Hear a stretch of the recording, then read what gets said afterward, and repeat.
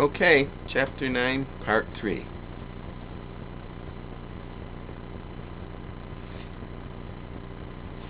"Did he remember thee that much?" exclaimed Martha.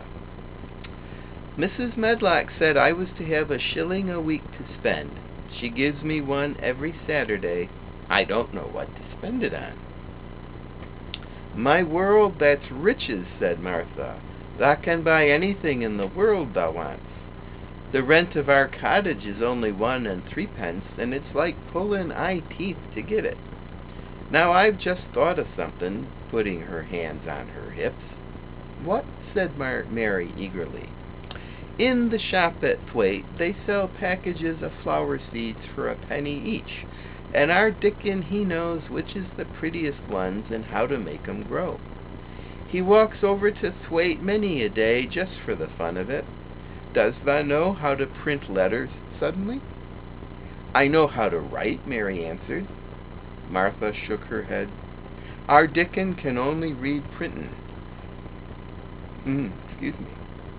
If thou could print, we could write a letter to him and ask him to go and buy the garden tools and the seeds at the same time." "Oh, you're a good girl," Mary cried. "You are, really. I didn't know you were so nice. I know I can print letters if I try.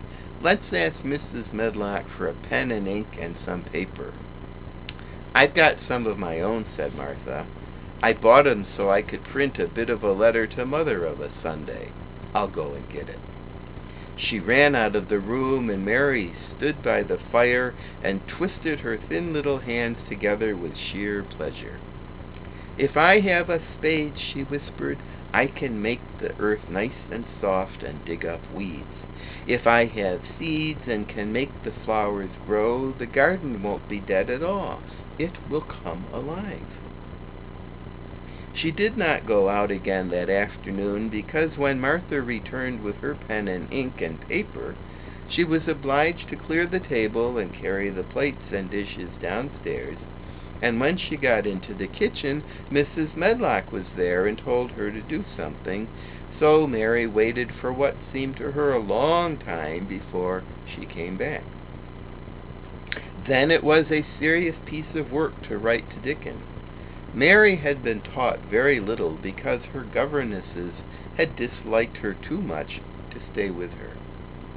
She could not spell particularly well, but she found that she could print letters when she tried. This was the letter Martha dictated to her. "My dear Dickon, this comes hoping to find you well as it leaves me at present.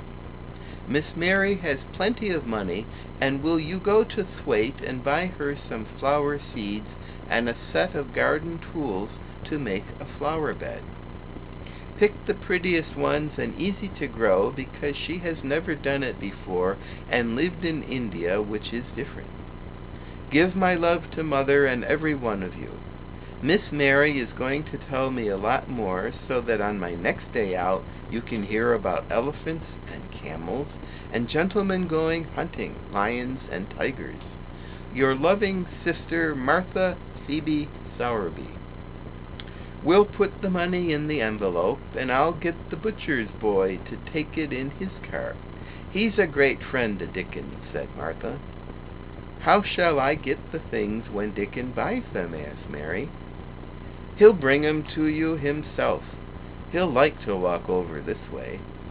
"Oh," exclaimed Mary, "then I shall see him. I never thought I should see Dickon." "Does thou want to see him?" asked Martha suddenly. She had looked so pleased. "Yes, I do. I never saw a boy foxes and crows loved. I want to see him very much."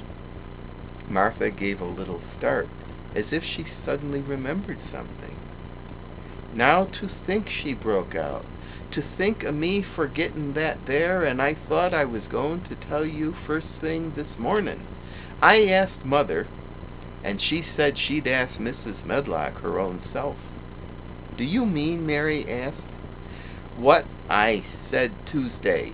Ask her if you might be driven over to our cottage some day and have a bit of Mother's hot oat cake and butter and a glass of milk. It seemed as if all the interesting things were happening in one day. To think of going over the moor in the daylight and when the sky was blue. To think of going into the cottage which held 12 children. "Does she think Mrs. Medlock would let me go?" she asked quite anxiously. "Aye, she thinks she would. She knows what a tidy woman Mother is and how clean she keeps the cottage." "If I went, I should see your mother as well as Dickon," said Mary, thinking it over and liking the idea very much. "She doesn't seem to be like the mothers in India." Her work in the garden and the excitement of the afternoon ended by making her feel quiet and thoughtful. Martha stayed with her until tea time, but they sat in comfortable quiet and talked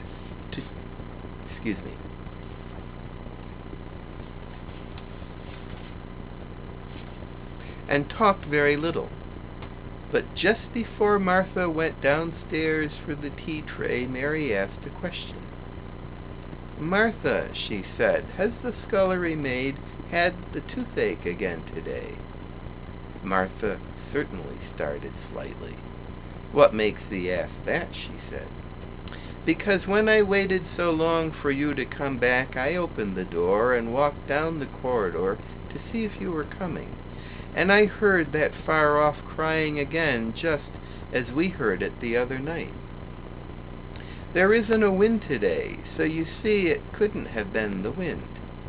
"Eh," said Martha restlessly, "thou mustn't go walking about in corridors and listening. Mr. Craven would be that there angry. There's no knowing what he'd do." "I wasn't listening," said Mary. "I was just waiting for you, and I heard it." "That's 3 times." "My word, there's Mrs. Medlock's bell," said Martha, and she almost ran out of the room. "It's the strangest house anyone ever lived in," said Mary drowsily as she dropped her head on the cushioned seat of the armchair near her. Fresh air and digging and skipping rope had made her feel so comfortably tired that she fell asleep. And that's the end of Chapter 9. And this is Hugs and Kisses by the dozens. I'll see you later, sweetie. Merry Christmas some more, and Happy New Year. I love you.